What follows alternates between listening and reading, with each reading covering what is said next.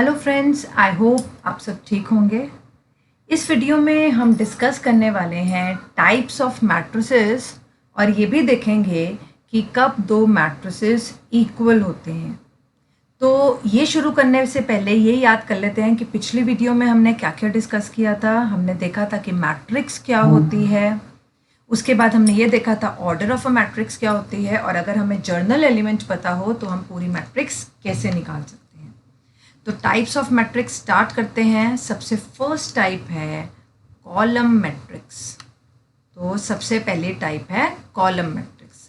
अब column matrix किसको कहते हैं? उस मैट्रिक्स को कहते हैं जिसमें सिर्फ एक कॉलम हो और रो कितनी भी हो, कोई रिस्ट्रिक्शन नहीं है। तो क्या लिखेंगे?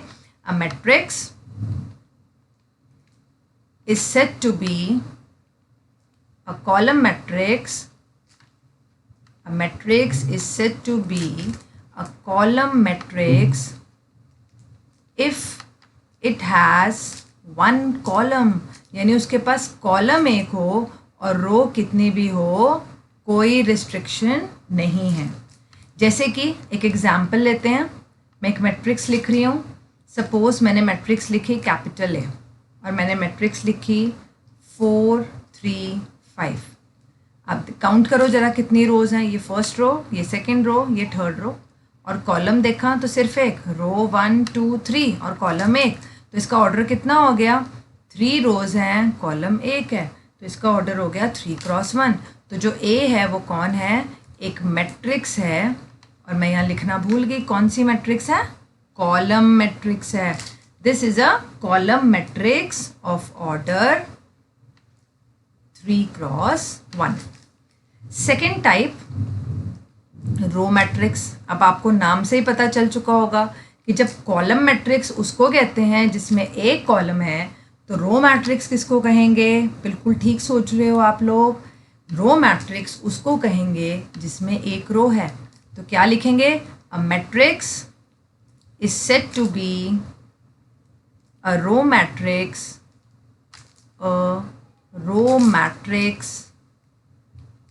if it has one row। तो जिसमें एक रो है वो रो मैट्रिक्स है, कॉलम पर कोई रिस्ट्रिक्शन नहीं है। फॉर एग्जांपल मैं एक मैट्रिक्स लिख रही हूँ बी और सपोज मैंने वो ले ली 7 3 1। ठीक है, इसके एलिमेंट्स हैं 7 3 1।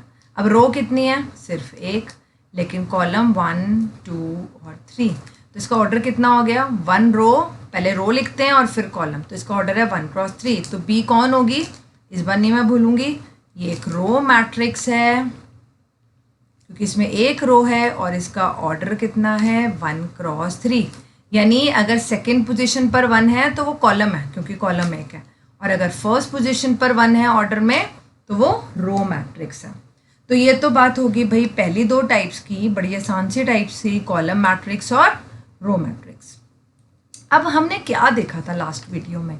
हमने देखा था कि मैट्रिक्स एक एक्चुअली में, अगर याद करें, एक रेक्टेंगुलर एरे है। और मैंने कहा था एरे मतलब आप एरे से अरेंजमेंट ले सकते हो आपके लिए।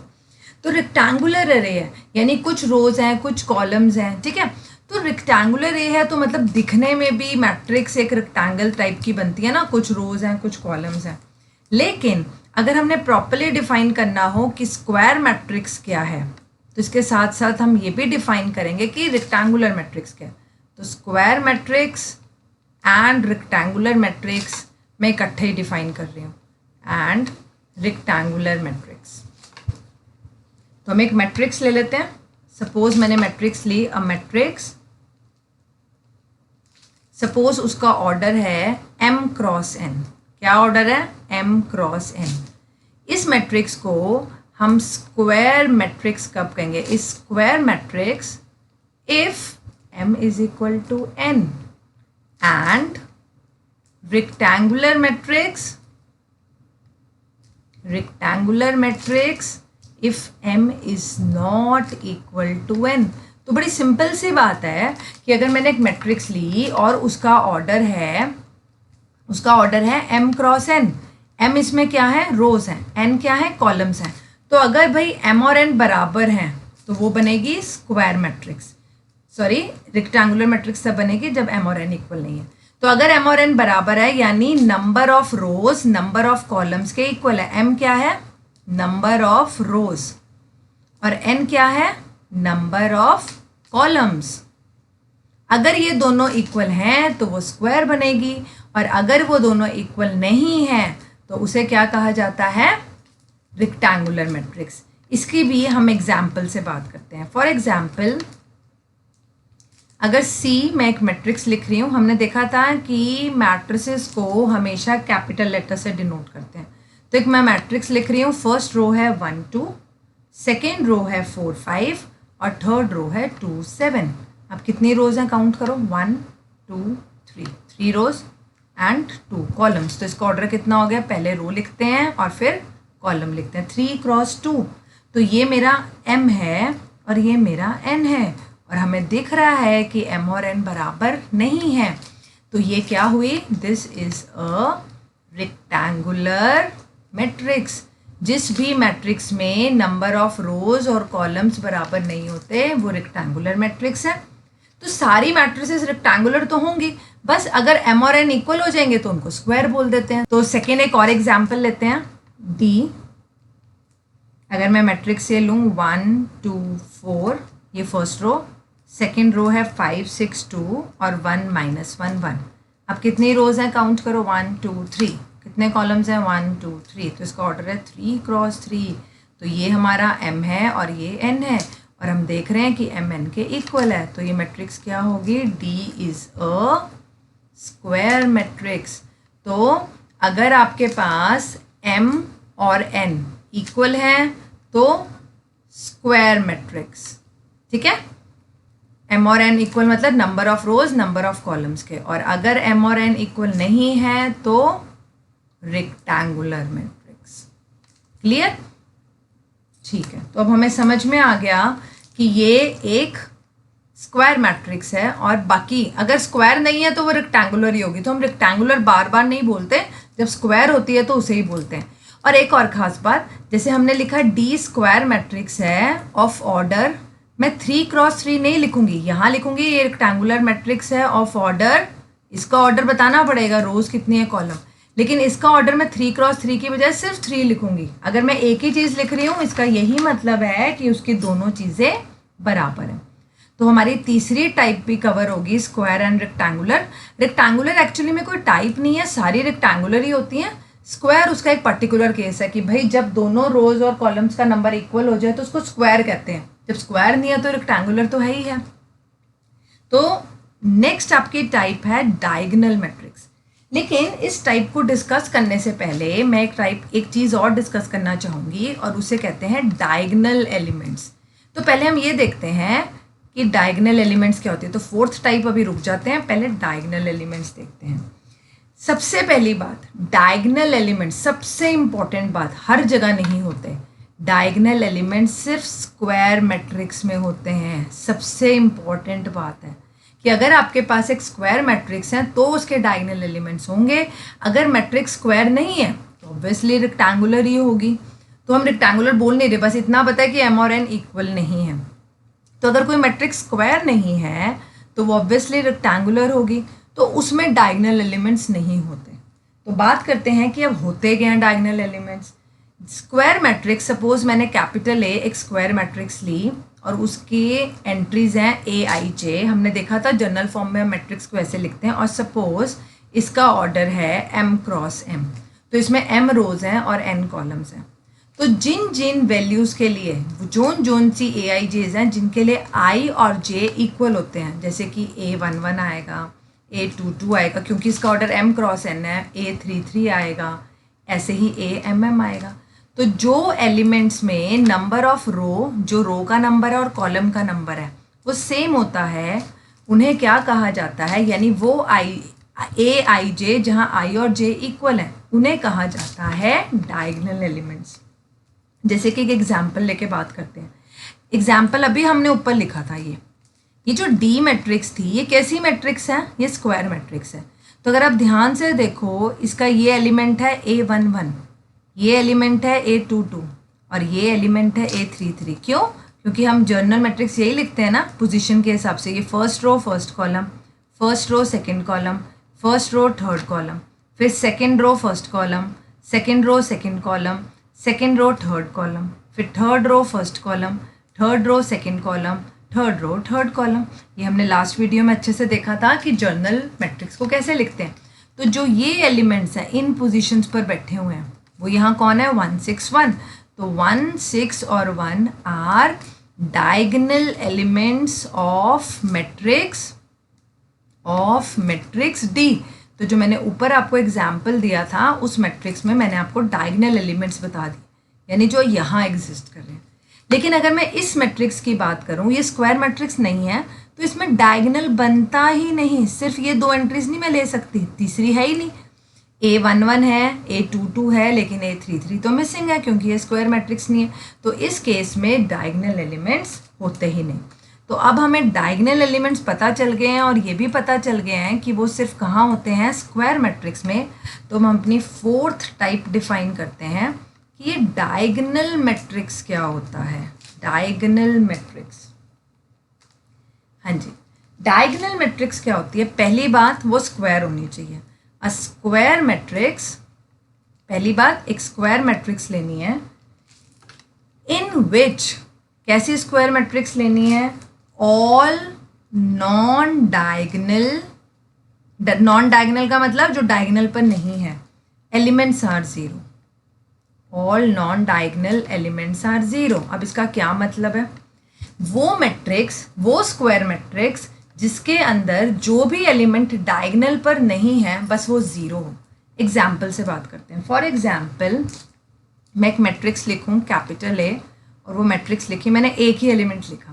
अब एक ऐसी सी मैट्रिक्स है, ये कभी देखी नहीं आपने, है ना। इसमें एक रो है और एक ही कॉलम है, इसका ऑर्डर है 1 क्रॉस 1, ठीक है। तो ये भी एक मैट्रिक्स है, इसमें सिंगल एलिमेंट है।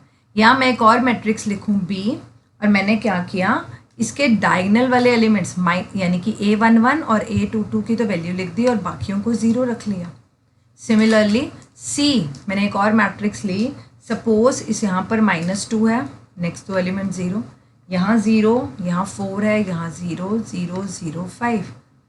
अब ये वाली मैट्रिक्स का ऑर्डर कितना है, 2 क्रॉस 2, इसका 3 क्रॉस 3। तो तीनों ही मैंने स्क्वायर ली। और अगर आप ध्यान से देखो सिर्फ ये एलिमेंट एग्जिस्ट कर रहा है जो कि एक ही एलिमेंट है, तो इसमें डायगोनल पर भी यही है। यहाँ पर डायगोनल एलिमेंट्स ये हैं और यहाँ पर डायगोनल एलिमेंट्स ये हैं। तो सिर्फ डायगोनल वाले एलिमेंट्स प्रेजेंट हैं, नॉन डायगोनल यानी जो डायगोनल पर नहीं है, यहाँ पर ये 6 और यहाँ पर ये 2 और यहाँ पर तो है ही नहीं और कोई। तो जो डायगोनल पे नहीं है वो ज़ीरो होना चाहिए, सिर्फ डायगोनल वाले प्रेजेंट हो, यानी यहाँ वाले। ऐसी मैट्रिक्स को कहा जाता है डायगोनल मैट्रिक्स। एक खास बात और, नॉन डायगोनल वाले ज़ीरो हो, लेकिन अगर यहाँ पर भी कोई एंट्री ज़ीरो है, सपोज यहाँ 0 होता तो भी ये डायगोनल मैट्रिक्स है। मतलब यहाँ छोड़कर बाकी इन जगहों पर 0 होना चाहिए, लेकिन यहाँ पर भी अगर किसी जगह पर 0 है तो कोई प्रॉब्लम नहीं है, उसे डायगोनल मैट्रिक्स ही कहा जाएगा। तो ये तो हुई डायगोनल मैट्रिक्स। नेक्स्ट हमारी टाइप है जो इसी से रिलेटेड है, उसे कहा जाता है स्केलर मैट्रिक्स। एक खास तरह की डायगोनल मैट्रिक्स को ही स्केलर मैट्रिक्स कहा जाता है। डायगोनल मैट्रिक्स क्या कहती है कि सिर्फ डायगोनल पर एलिमेंट्स हों, बाकी सारे ज़ीरो। स्केलर क्या कहती है कि सिर्फ डायगोनल पर प्रेजेंट हो, बाकी सारी ज़ीरो हों, लेकिन एक कंडीशन और ऐड कर रही है। वो कंडीशन क्या है कि जो भी हो डायगोनल पर सारे सेम हो। फिर से सुनो, स्केलर मैट्रिक्स क्या कहती है कि डायगोनल मैट्रिक्स हो। डायगोनल का मतलब सिर्फ डायगोनल वाले एलिमेंट्स प्रेजेंट हो, बाकी नॉन डायगोनल ज़ीरो, और इसके अलावा एक कंडीशन और हो, और वो कंडीशन क्या है कि जो भी डायगोनल पर हैं सारे इक्वल हों। तो कैसे लिखेंगे, अ डायगोनल मैट्रिक्स, यानी आप पहली एक डायगोनल मैट्रिक्स ले रहे हो। अ डायगोनल मैट्रिक्स वो स्केलर कब बन जाती है, आपके पास एक डायगोनल मैट्रिक्स है और अब हमें पता है डायगोनल मैट्रिक्स क्या होती है, उसको हम स्केलर कब कहेंगे, if its diagonal elements are equal, कि डायगोनल एलिमेंट्स आर इक्वल। इसका क्या मतलब हुआ कि जो भी एलिमेंट्स डायगोनल पर प्रेजेंट हैं वो इक्वल हैं। फॉर एग्जाम्पल सपोज ए मैं ले लूँ, चलो ऊपर वाली ले लेते हैं 4, तो ये डायगोनल मैट्रिक्स भी है, ये स्केलर भी है, क्योंकि सेम क्या एलिमेंट ही एक है। सिमिलरली बी एक और लेते हैं। अब मैंने यहाँ पर -1 0 0 -1। अब ये डायगनल इसलिए है क्योंकि डायगनल को छोड़कर बाकी सारे जीरो हैं, लेकिन ये स्केलर क्यों होगी? क्योंकि दोनों एंट्रीज अब सेम है। ठीक है, सिमिलरली मैं सी लिखती हूँ। सपोज सी मैट्रिक्स है मेरे पास 4 0 0 0 4 0 0 0 4। अब ये डायगनल है क्योंकि सिर्फ आपके पास जैसे यहाँ पर डायगनल पर एंट्रीज हैं, बाकी सारी क्या है? जीरो। और ख़ास बात क्या है कि तीनों एंट्रीज क्या हैं? इक्वल है। यहाँ पर दोनों एंट्रीज क्या थी? -1, और यहाँ तो एंट्री एक थी। और इसका ऑर्डर कितना है? इसका ऑर्डर है 2 × 2 और इसका ऑर्डर है 3 × 3। तो ये 1 ऑर्डर, ये 2 ऑर्डर, सॉरी 3 × 3, और ये 3 ऑर्डर की कैसी मैट्रिसेस है? Scalar matrix. तो डायगनल मैट्रिक्स को ही स्केलर मैट्रिक्स कब कहा जाता है? डायगनल मैट्रिक्स स्केलर बन जाती हैं अगर जो एलिमेंट्स डायगनल पर प्रेजेंट हों वो सारे क्या हों? इक्वल हों। तो ये तो होगी हमारे पास डायगनल और स्केलर। जैसे डायगनल का खास तरह की मैट्रिक्स स्केलर बन गई थी, अब स्केलर भी अगर खास हो जाए और तो वो अगली टाइप बन जाती है, और अगली टाइप हमारी है आइडेंटिटी मैट्रिक्स, और इसको यूनिट मैट्रिक्स भी कहते हैं। आइडेंटिटी मैट्रिक्स और यूनिट मैट्रिक्स। ठीक है, तो क्या होती है? देखो, डायगनल मैट्रिक्स क्या आती है? सिर्फ डायगनल पर एलिमेंट्स प्रेजेंट, बाकी सब जीरो। स्केलर ने कहा कि डायगनल पर प्रेजेंट हो और वो भी सारे इक्वल हो, चाहे वो कुछ हो, जैसे यहाँ -1 था, यहाँ 4 था। लेकिन आइडेंटिटी एक और कंडीशन ऐड कर रही है। वो क्या कह रही है? कि जो डायगनल पर एलिमेंट्स प्रेजेंट है ना, वो क्या हो? वो 1 हो। तो आइडेंटिटी मैट्रिक्स क्या बन गई? A square matrix. आपके पास एक ऐसी स्क्वायर मैट्रिक्स हो इन विच डायगनल एलिमेंट्स, जो डायगनल पर एलिमेंट्स हैं, डायगनल एलिमेंट्स आर 1 एंड जो बाकी एलिमेंट्स हैं एंड रेस्ट आर 0। ठीक है, जैसे हम लिख के देखते हैं कैसे हुआ। फॉर एग्जाम्पल, अगर मैं सिर्फ 1 ले लूँ, ये 1 × 1 ऑर्डर का हो गया, या मैं ये लिख लूँ 1 0 0 1, या मैं ये लिख लूँ 1 0 0 0 1 0 0 0 1। अब जैसे ये है, ये अकेला ही एलिमेंट है, ये 1 × 1 इसका ऑर्डर है, तो ये आइडेंटिटी मैट्रिक्स है क्योंकि एक ही एलिमेंट है और वो 1 है। यहाँ ये दोनों डायगनल एलिमेंट्स हैं, ये डायगनल पर एग्जिस्ट कर रहे हैं और दोनों पोजीशन पर 1 है। ये डायगनल भी है मैट्रिक्स, ये स्केलर भी है, और ये आइडेंटिटी मैट्रिक्स है। ऐसे ही यहाँ पर ये तीनों डायगनल एलिमेंट्स हैं और तीनों की वैल्यू सेम है और 1 है, तो ये क्या है? Identity matrix. ये 2 ऑर्डर की, क्योंकि 2 × 2 इसका ऑर्डर है, और ये 3 × 3। जब हमारे पास नंबर ऑफ रोज और कॉलम सेम होते हैं तो हमें दोनों बार नहीं बोलना पड़ता, हमें सीधा बोल सकते हैं इसका ऑर्डर 2 है, इसका ऑर्डर 3 है, इसका ऑर्डर 1 है। और एक और इम्पॉर्टेंट बात, हम आइडेंटिटी मैट्रिक्स को आई से डिनोट करते हैं, या हम आई के साथ यहाँ एन लिख देते हैं। एन उसका ऑर्डर बताता है। जैसे मैं इसको लिख सकती हूँ, ये I1 है, इसको सीधा लिख सकती हूँ I2 है, और इसको लिख सकती हूँ I3 है। तो आइडेंटिटी मैट्रिक्स क्या हुई? वो स्क्वायर मैट्रिक्स जिसके डायगनल पर एलिमेंट्स 1 है और रेस्ट यानी बचे हुए जो एलिमेंट्स हैं वो 0 हैं। और हम एक और तरीके से भी इसको कह सकते थे, और एवरी, एक और बात हमें पता चल रही है, एवरी आइडेंटिटी मैट्रिक्स और यूनिट मैट्रिक्स इज स्केलर। ये तो हमें देखते ही पता चल रहा है। आइडेंटिटी मैट्रिक्स होती है जिसके डायगनल एलिमेंट्स 1 है, और जैसी डायगनल एलिमेंट्स 1 है, या मैं ये कहूँ कि सेम है, तो उसे क्या कहा था हमने पिछले डेफिनेशन में? स्केलर। तो हर आइडेंटिटी मैट्रिक्स स्केलर मैट्रिक्स होती है, लेकिन हर स्केलर मैट्रिक्स आइडेंटिटी मैट्रिक्स नहीं होती। जैसे कि ये, अब ये स्केलर तो है क्योंकि डायगनल पर सारे एलिमेंट सेम है, लेकिन ये आइडेंटिटी मैट्रिक्स नहीं है। क्यों नहीं है? क्योंकि इसके डायगनल पर 1 नहीं है। तो अब हमें ये भी पता चल गया डायगनल मैट्रिक्स किसको कहते हैं या यूनिट मैट्रिक्स किसको कहते हैं। लास्ट टाइप है हमारे पास ज़ीरो मैट्रिक्स। ये देखते हैं कि ज़ीरो मैट्रिक्स क्या होती है। ठीक है, तो कोई भी मैट्रिक्स, अ मैट्रिक्स, अब मैं यहाँ स्क्वायर नहीं लिख रही, तो स्क्वायर नहीं, कोई भी मैट्रिक्स हो, रेक्टेंगुलर हो, स्क्वायर हो, तो any matrix is said to be zero, और इसका दूसरा नाम है नल मैट्रिक्स। तो यहाँ पे लिख देते हैं हम ज़ीरो और नल मैट्रिक्स। ज़ीरो और null if all of its elements are zero. जिस मैट्रिक्स के सारे एलिमेंट्स, सारी एंट्रीज ज़ीरो हो जाएं उसे ज़ीरो मैट्रिक्स कहते हैं. फॉर एग्जाम्पल अगर हम सिर्फ सिंगल एलिमेंट ज़ीरो लिख दें इन ब्रैकेट्स में तो ये 1x1 की ज़ीरो मैट्रिक्स है. या मैं ये लिख दूँ 0 0 0 0 तो ये सारी एंट्रीज ज़ीरो हैं. तो ये 2x2 या सिंपल बोलूँ 2 ऑर्डर की ज़ीरो मैट्रिक्स है. और अगर मैं ये लिखूँ 0 0 0 0 0 0 इसका कितना ऑर्डर है? इसमें 3 रोज़ हैं ये और 2 कॉलम्स हैं तो इसका ऑर्डर है 3x2. तो ये 3x2 की ज़ीरो मैट्रिक्स हैं. और हम ज़ीरो मैट्रिसेस को कैपिटल O से डिनोट करते हैं. क्लियर? तो ये आपकी सारी टाइप्स कवर होगी. अब हम एक और बड़ी इंपॉर्टेंट बात करने वाले हैं और वो है कि कब हम दो मैट्रिसेस को इक्वल कहते हैं.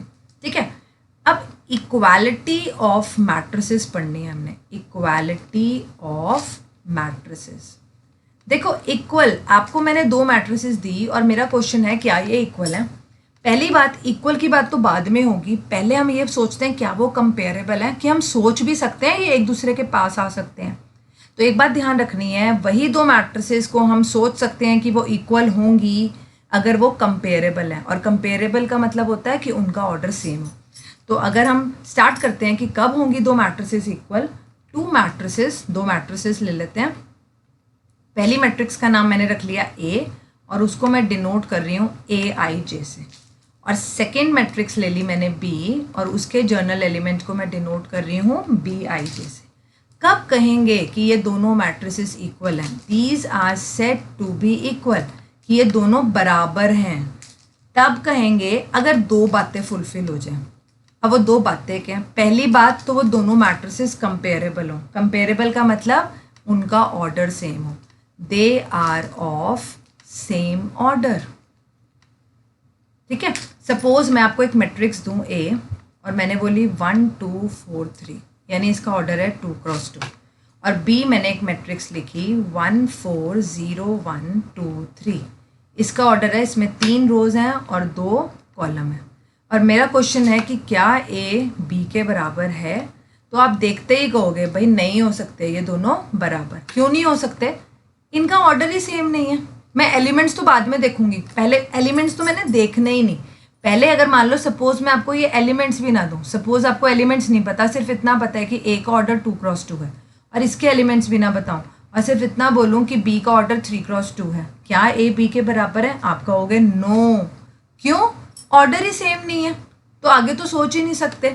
तो दो मैट्रिसेस बराबर होती हैं, पहली कंडीशन है कि उनका ऑर्डर सेम होना चाहिए. उसके बाद आगे सोचेंगे. और क्या सोचना है उसके बाद?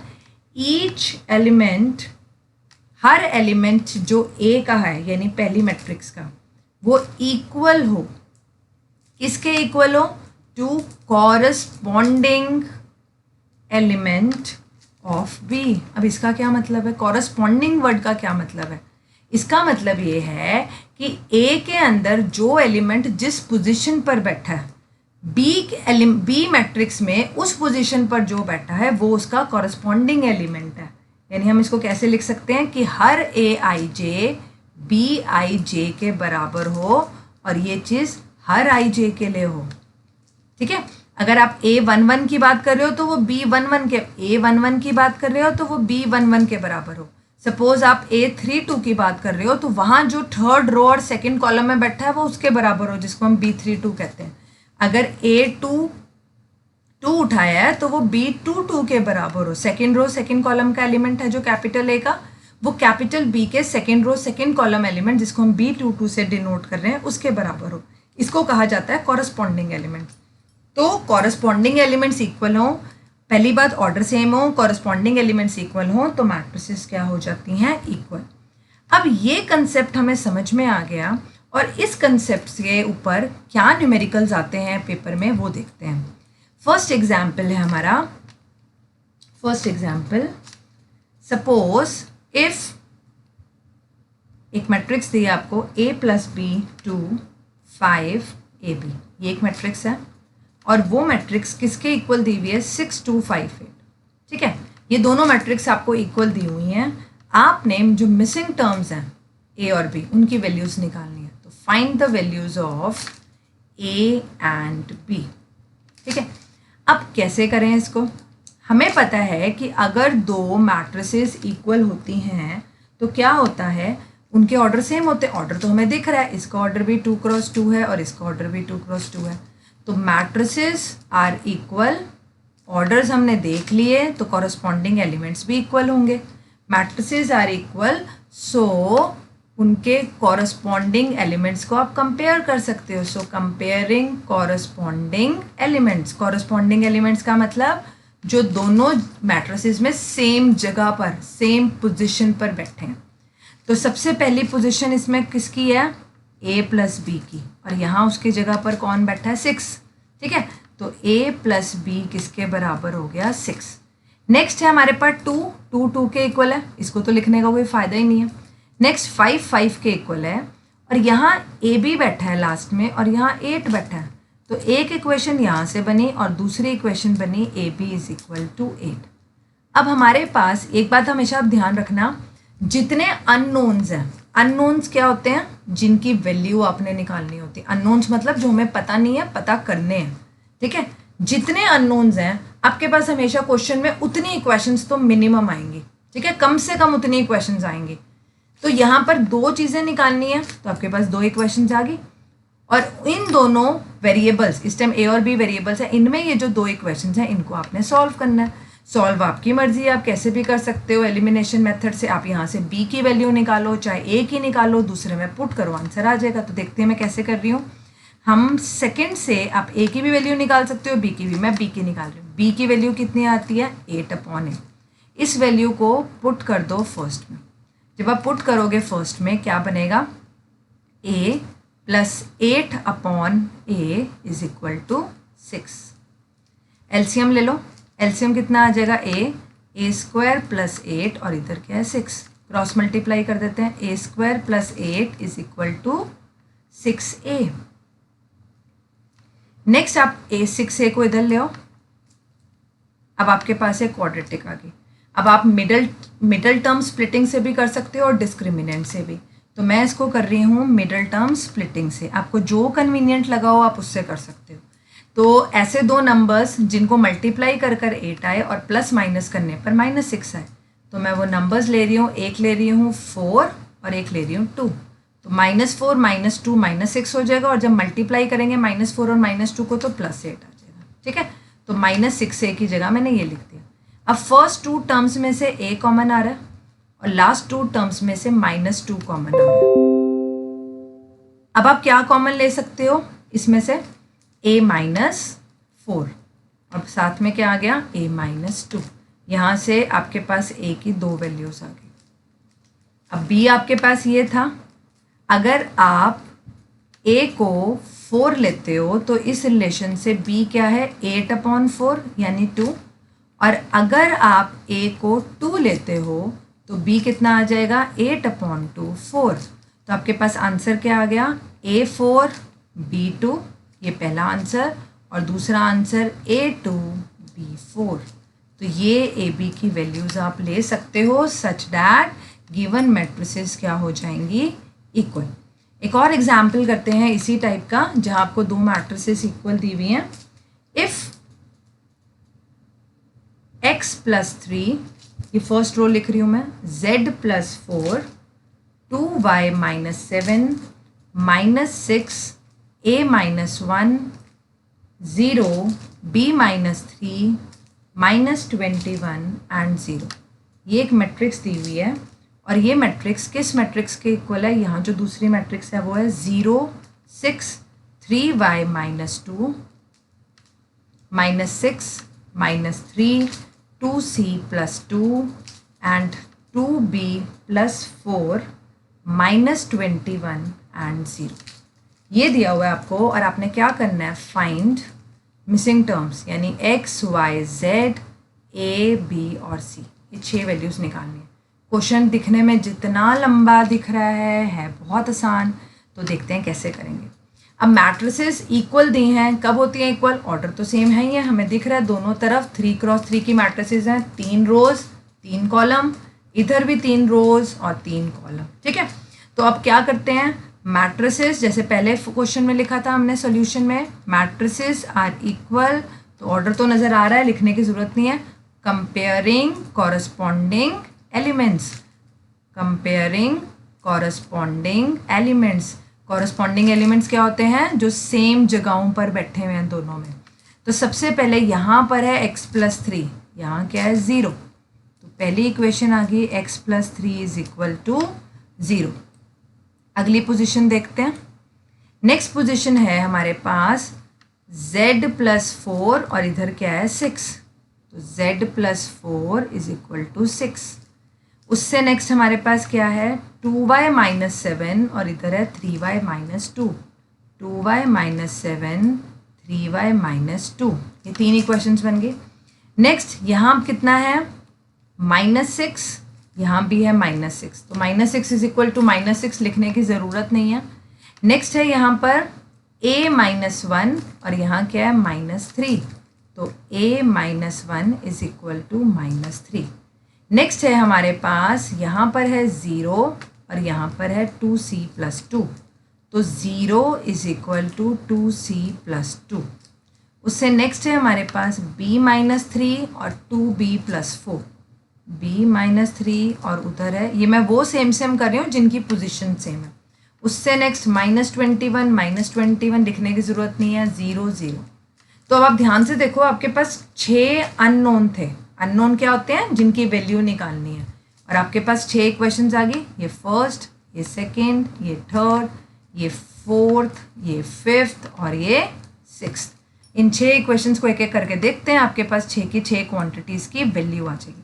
सबसे पहले फर्स्ट, फ्रॉम फर्स्ट इक्वेशन क्या कह रही है? x+3 0 है, तो 3 को दूसरी तरफ ले जाओ, x की वैल्यू आ गई -3, आ गई एक क्वांटिटी। सेकेंड इक्वेशन पर आ जाओ, फ्रॉम सेकेंड इक्वेशन में z+4 6 है, 4 को उधर ले जाओ, तो z कितना हो जाएगा 6 - 4 2, तो z की वैल्यू आ गई 2, 2 आ गए। थर्ड इक्वेशन पर आ जाओ, फ्रॉम थर्ड इक्वेशन है 2y-7 is equal to 3y-2, 2y को इधर ले आओ और -2 को उधर ले जाओ, तो -7 + 2 हो जाएगा 3y-2 है, तो आपके पास आ गया -5 is equal to y, therefore y की वैल्यू आ गई -5। तीन इक्वेशन से 3 वैल्यूज आ गई। फोर्थ इक्वेशन पर आ जाओ। फोर्थ इक्वेशन कहती है a-1 इज इक्वल टू -3, -1 को उधर ले जाओ, +1 हो जाएगा, तो देयरफॉर ये कितना आ गया -2, a की वैल्यू आ गई -2, 4 वैल्यूज आ गई। नेक्स्ट इक्वेशन फिफ्थ इक्वेशन क्या कहती है? From fifth 0 is equal to 2c+2, -2 को उधर ले जाओ, सॉरी +2 को उधर ले जाओ, -2 हो जाएगा, c की वैल्यू आ गई -2/2, ये कैंसिल, तो देयरफॉर c की वैल्यू आ गई आपके पास -1। और last equation sixth equation b-3 is equal to 2b+4, b को इधर ले आओ, 4 को उधर ले जाओ, -3 - 4, तो -3 - 4 -7, 2b - b, तो b की वैल्यू आ गई -7। तो हेंस हमारे पास 6 की 6 वैल्यूज़ आ गई। a कितना आया -2, b आया -7, c आया -1, x आया -3, y आया -5 और z आया 2। ये आपका क्या आ गया आंसर। हमने 6 की 6 वैल्यूज़ निकाल के दिखा दी। क्या किया? सिर्फ दोनों मैट्रिसेस इक्वल दी थी, इस कंसेप्ट को यूज़ किया। हाँ जी, थर्ड एग्जाम्पल, एक और example, find the values of, किसकी वैल्यूज़ निकालनी है? A, B, C and D from the following equation. From the following equation. अब इक्वेशन क्या दिया है हमें?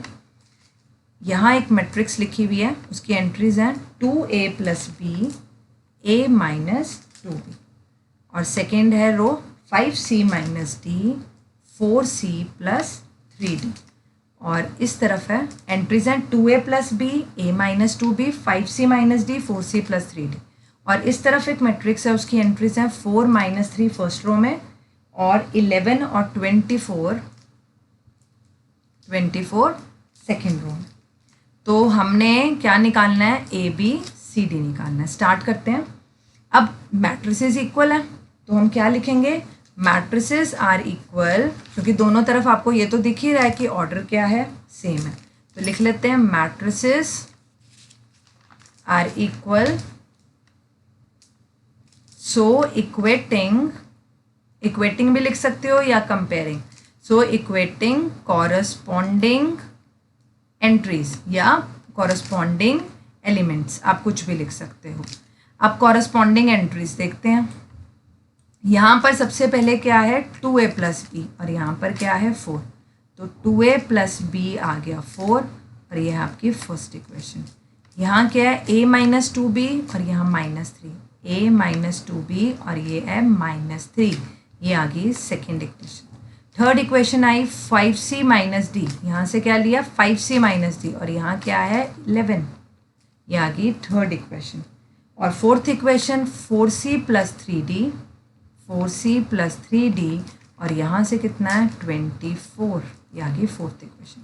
अब आपको ये जो चार इक्वेशंस मिली हैं, मैंने आपको पहले भी कहा था जितने अननोन्स होंगे कम से कम उतनी इक्वेशंस होनी चाहिए और ऑलमोस्ट ज़्यादातर क्वेश्चंस में उतनी ही इक्वेशंस मिलती हैं। तो यहाँ चार अननोन्स हैं, चार equations.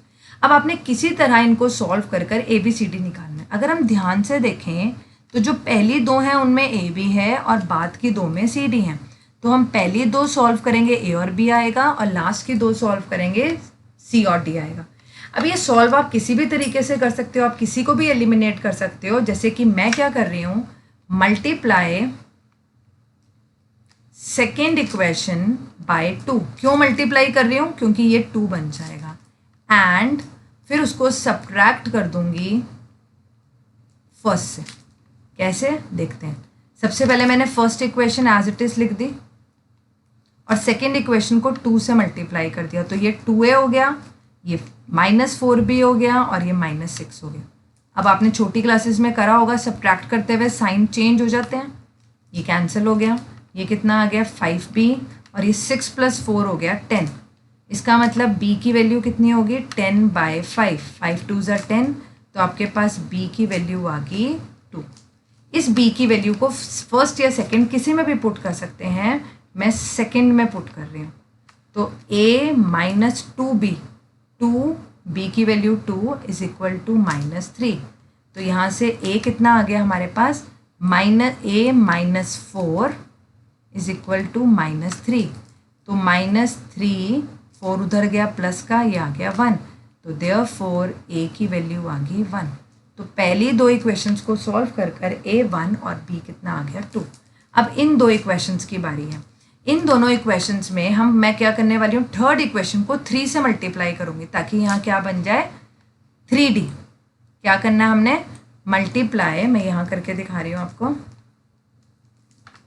Multiply third by 3 and adding in fourth. तो पहले इसको 3 से मल्टीप्लाई किया, ये बन गया 15c - 3d = 3 से मल्टीप्लाई करके 33 और ये as it is 4c + 3d = 24। अब ऐड करते हैं, जब ऐड करेंगे ये कैंसिल आउट हो रहा है, 15 + 4 19 और ये हो गया हमारे पास 57, तो c आ गया 57/19, 3 पे कैंसिल, देयरफॉर c = 3। इस c की वैल्यू को थर्ड फोर्थ किसी में भी डाल सकते हो, हम थर्ड में डाल रहे हैं। 5 × 3 c की वैल्यू डाल दी, -d = 11, 15 - d = 11, तो आपके पास d को आप दूसरी तरफ ले जाओ, 11 को इधर ले आओ, तो d की वैल्यू आ गई 4 एंड देयरफॉर a आ गया 1, b आ गया 2, c आ गया 3 एंड d आ गया 4। ये आपका आंसर है।